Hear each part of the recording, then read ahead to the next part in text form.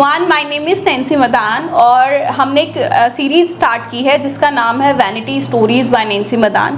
क्योंकि मेरे पास काफ़ी प्रोडक्ट्स हैं अफोर्डेबल से लेकर हाई एंड तक, तो मैंने ये सोचा कि मैं एक रिव्यू सीरीज़ स्टार्ट करती हूँ जिससे मैं आपको हर एक प्रोडक्ट के बारे में डिटेल नॉलेज दे सकूँ, जिससे आपको भी ये नॉलेज हो कि आपको कौन सा प्रोडक्ट खरीदना है या नहीं खरीदना है।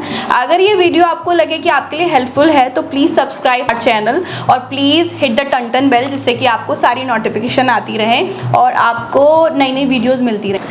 अब हम स्टार्ट करते हैं अपनी सीरीज़ की फर्स्ट वीडियो जो होनी चाहिए। सबसे पहले तो भगवान का नाम ले लो कि सीरीज़ बहुत अच्छी जाए और आप लोगों को इससे बहुत सारी हेल्प मिल जाए, क्योंकि इतनी मेहनत मैं करूँगी तो आप लोगों की हेल्प भी होनी चाहिए।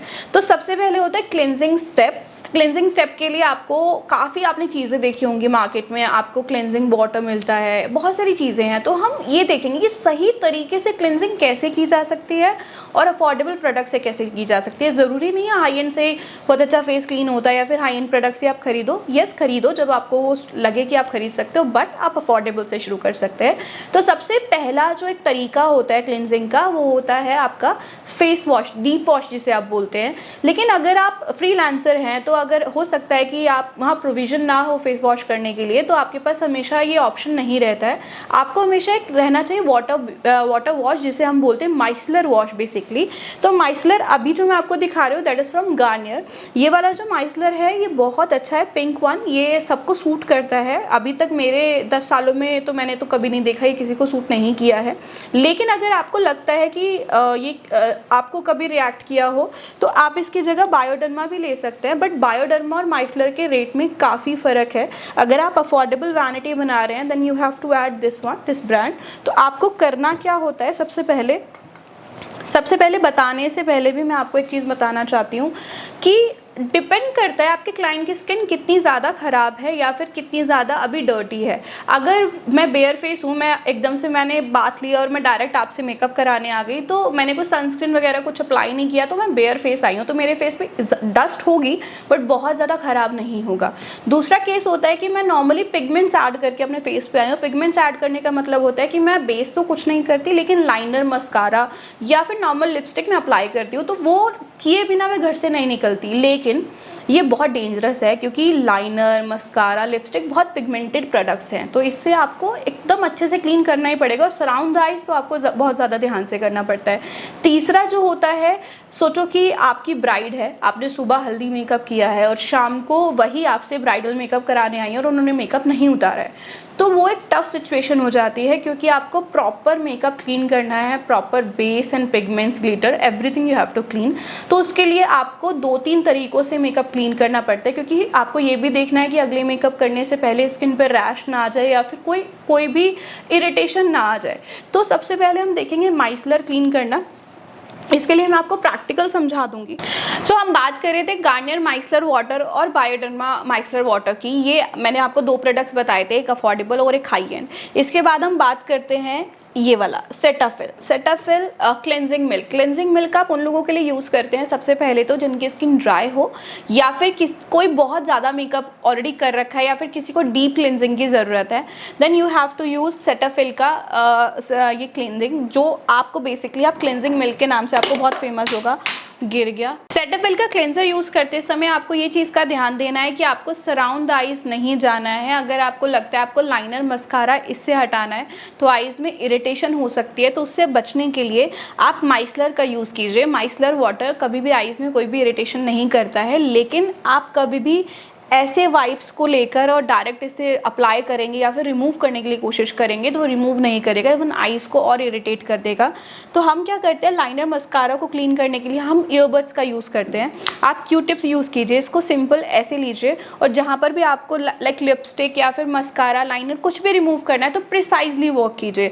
ये प्रोफेशनली अगर आप काम करना चाहते हैं तो आपको ऐसे ही काम करना पड़ेगा, अदरवाइज़ आप किसी की भी आइज़ को बहुत ज़्यादा हार्म कर सकते हैं। तो अभी हमने देखा कि आपको फेस को क्लींजिंग कैसे करना है। इसके बाद हमारा CTMO, क्योंकि हम डिस्कस कर रहे हैं, तो नेक्स्ट आता है टोनर, क्योंकि टी का मतलब है टोनर। लेकिन टोनर से पहले अगर आपको यहाँ तक समझ में आ गया है, प्लीज़ सब्सक्राइब आवर चैनल, जिससे आपको बाद की वीडियो भी मिल जाए। और वो जो एक घंटी सी बनी होगी ऊपर, प्लीज़ उसको आप क्या बोलते हैं, हिट द बेल वाला जो सीन होता है वो वाला कर दो, क्योंकि this is my first video, I am not a YouTuber, तो आप कर दो। और इसके बाद हम स्टार्ट करते हैं टोनर। टोनर क्यों यूज़ करना चाहिए, ये क्योंकि ये बहुत इंपॉर्टेंट है, क्योंकि टोनर किसी भी स्किन को इरिटेट कर सकता है।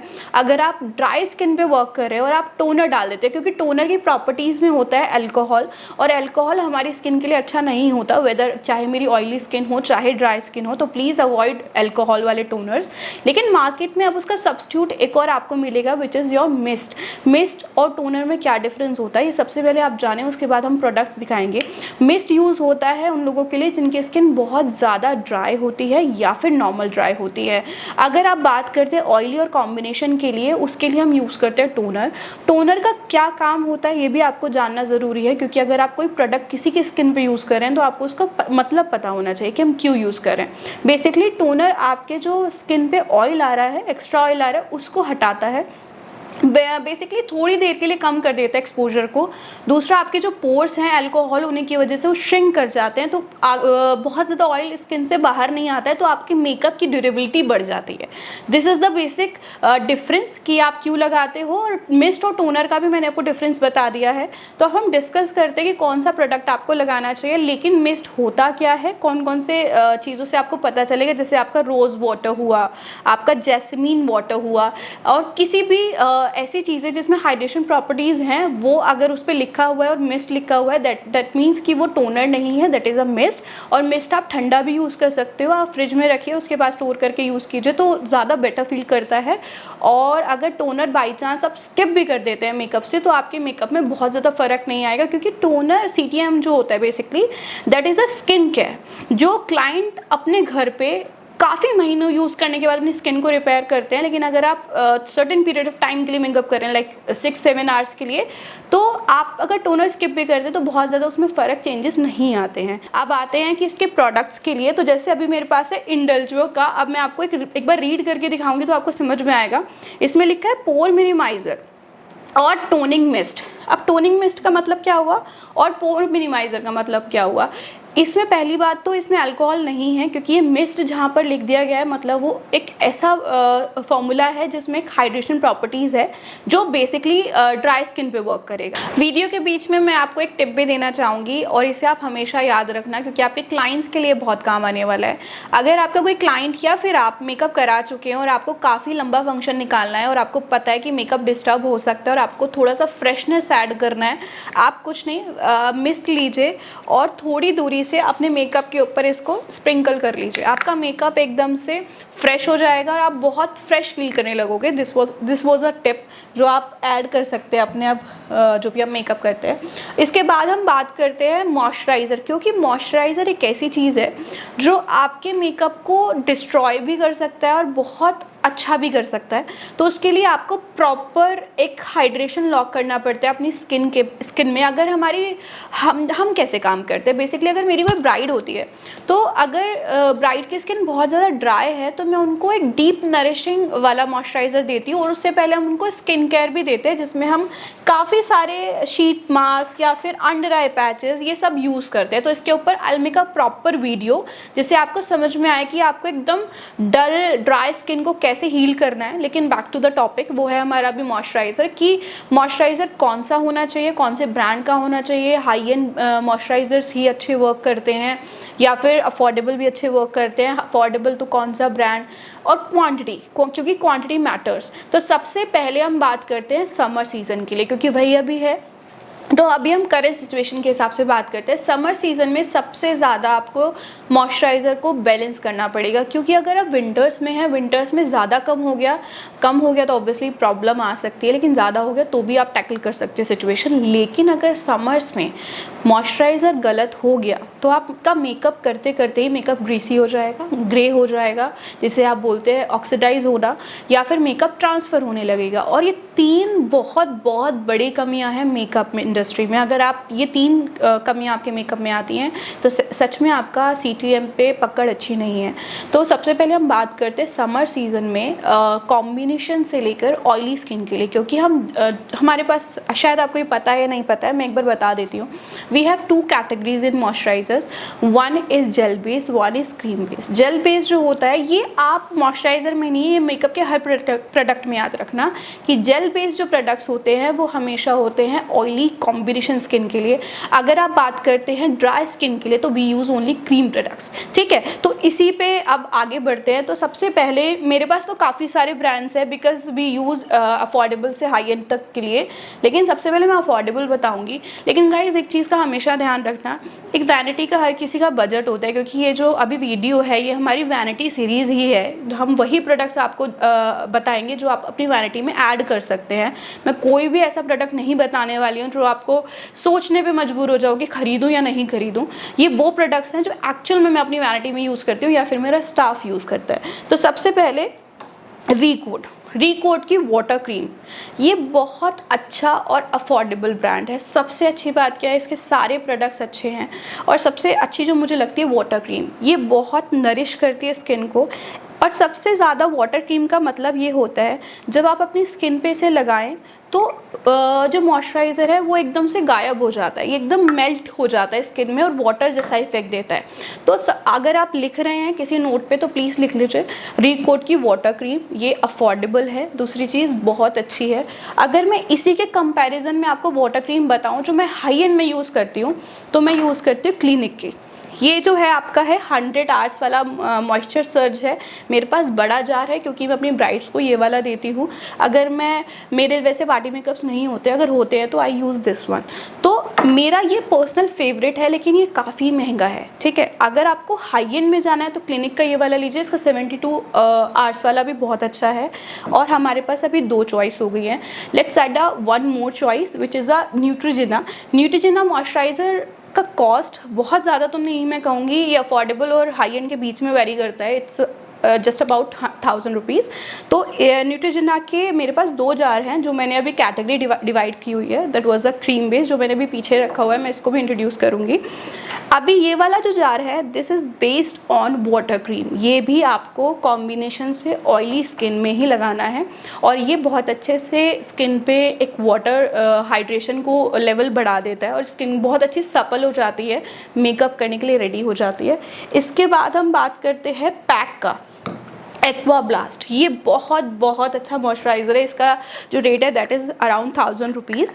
ये ऐसा दिखता है, ये आपको जेल प्लस क्रीम का मिक्सचर दिखेगा, लेकिन जब आप अपनी स्किन पे से ग्लाइड करेंगे तो एकदम वाटर जैसे गायब हो जाता है ये और थोड़ी देर में बहुत अच्छे से ड्राई होता है, हल्का सा प्लम्प रहता है जिससे आपको मेकअप में हेल्प मिलती है।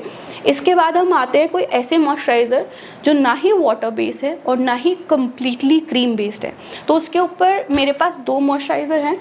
सबसे पहले प्रॉश का सिल्क ब्लर इसका नाम है। ये तो ब्रांड वैसे क्लेम करता है कि आपके पोर्स भी ब्लर हो जाते हैं, बट एक्चुअल में आपको रिजल्ट बताऊं तो येस होते हैं। ये मैंने मॉइस्चराइज़र, मेरी पूरी टीम ये लगाती है मॉइस्चराइज़र। ये बहुत अच्छा मॉइस्चराइज़र है when it comes to not very oily, not very dry moisturiser. ये बहुत अच्छा मॉइस्चराइज़र है। दिस इज़ फ्रॉम प्रॉश और ये कोई स्पॉन्सर्ड वीडियो नहीं है क्योंकि मैं आपको जो भी रिव्यू दे रही हूँ दैट इज़ कम्प्लीटली जेन्युइन जो हम यूज़ करते हैं। अगर मैं आपको दिखाऊं भी तो this one is used already.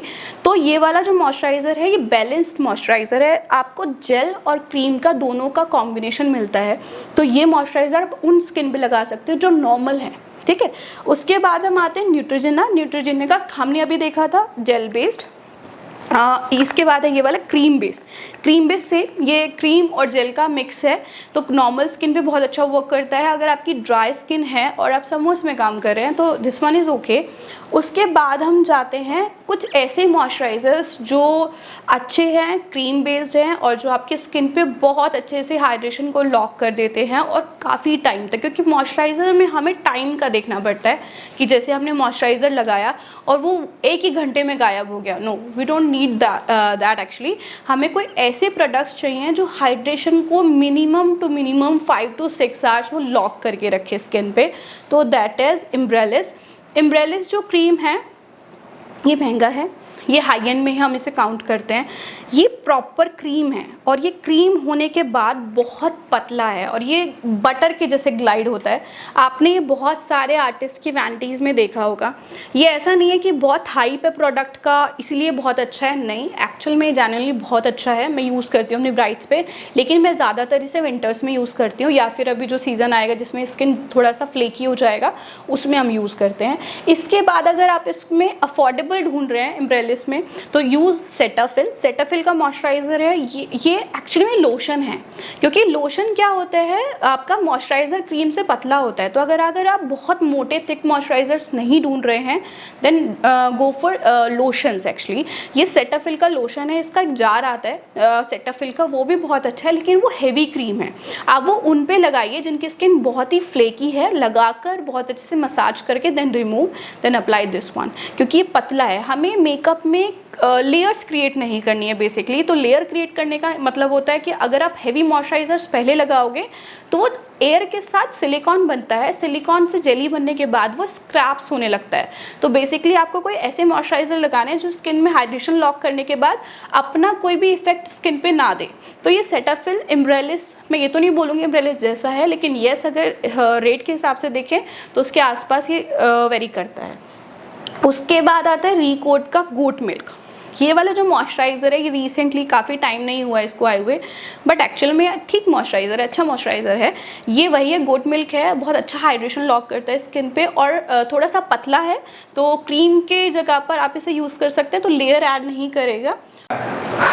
तो CTM के ऊपर हम ऑलरेडी डिस्कस कर चुके हैं। तो एक और टर्म है विच इज़ ओ का मतलब होता है ऑयलिंग। तो बेसिकली ऑयलिंग मैंने काफ़ी लोगों को ऐसे भी करते हुए देखा है कि हो सकता है उन्हें ऐसा सिखाया गया हो या फिर उन्होंने देख के यूज़ किया हो। ऑयलिंग ऐसी चीज़ नहीं है जो हर फेस पे जाए, हर वेदर में जाए, क्योंकि ऑयलिंग का एक स्पेसिफिक यूज़ है स्किन को डीपली नरिश और इंस्टेंट नरिश करने का, क्योंकि ऑयल कहीं उड़ता नहीं है और ऑयल ऑब्जॉर्व करने में स्किन को काफ़ी घंटे लग जाते हैं।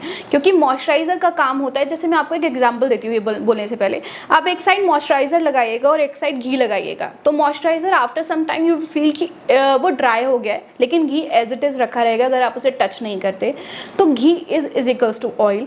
तो आपको जब भी आप ऑयल यूज़ करें या फिर अपनी वैनिटी में डालें तो पहले ये देखिएगा आप कौन से वेदर के लिए परचेज कर रहे हैं। अगर आप विंटर वेदर की साइड जा रहे हैं तो ऑब्वियसली आपको ये लेना पड़ेगा, क्योंकि अगर स्किन बहुत ओवर ड्राई है तो आप ये यूज़ कीजिए। लेकिन मैंने कुछ लोगों को देखा जो समर्स में भी ऑयल यूज़ कर रहे हैं। क्यों कर रहे हो भाई, ज़रूरत नहीं है। उसी वजह से तो आपके मेकअप ग्रीसी ऑक्सीडाइज हो जाता है। फिर आप ये पूछते हो कि मेरा मेकअप ऑक्सीडाइज क्यों होता है। सबसे पहले आप अपना CTM ठीक कीजिए, क्योंकि CTM में अगर गलत हुआ तो आपका मेकअप सच में डिस्ट्रॉय हो जाएगा। और जैसे अभी हम क्या करते हैं, आप अपनी हमारी जो ब्राइड्स हैं हम उनको बोलते हैं वेन्यू तक जाइए, पूरा फंक्शन निकाल लीजिए, हम हैं, मेकअप खराब नहीं होगा। लेकिन आप लोग ये गारंटी नहीं कर पाओगे, क्योंकि आपको पता है आपके मेकअप में क्या प्रॉब्लम आ रही है। लेकिन उसको सही करने के लिए आप अपनी ना पूरा 0 to 100 आपको सारे प्रोडक्ट्स चेक करने पड़ेंगे किस वजह से वो प्रॉब्लम हो रही है एक्चुअली।